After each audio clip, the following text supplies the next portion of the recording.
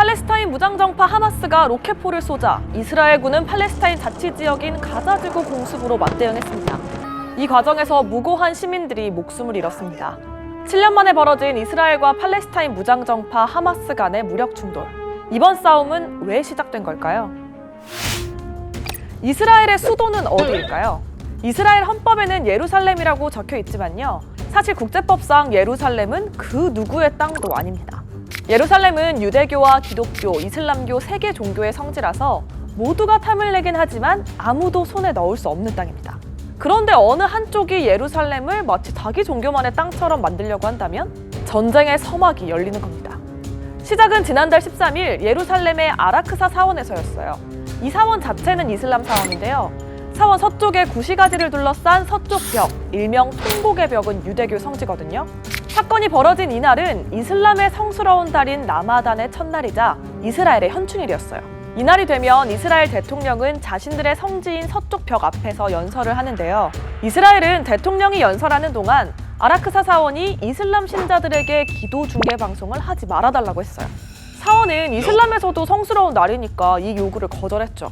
그랬더니 밤에 이스라엘 경찰이 아라크사 사원에 들어와서 기도 방송에 나오는 확성기를 꺼버렸고요. 라마단 기간 밤마다 팔레스타인 사람들이 모이는 광장도 폐쇄했어요. 팔레스타인 사람들은 이건 이슬람에 대한 모욕이고 이스라엘이 예루살렘을 유대인만의 땅으로 만들려는 거라고 분노했습니다.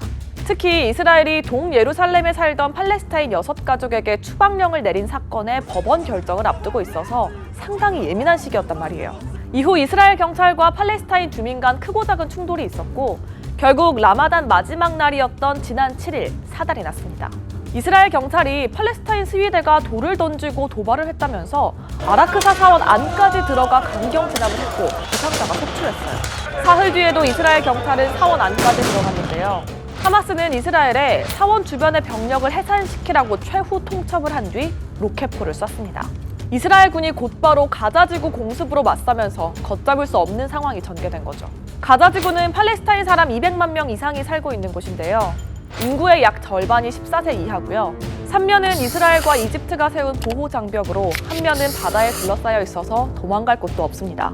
그렇다 보니 공습 피해자가 많을 수밖에 없고 그중 절반은 아이와 여성입니다. 반면 이스라엘은 하마스의 로켓포 대부분을 아이언돔으로 요격해 피해 규모가 크지 않았습니다. 7년 전 50일간 이어진 가자 전쟁 때도 팔레스타인 희생자가 훨씬 많았죠. 이스라엘과 팔레스타인 무장정파 하마스가 국제사회 중재로 유혈 분쟁을 일단락짓기로 합의했습니다.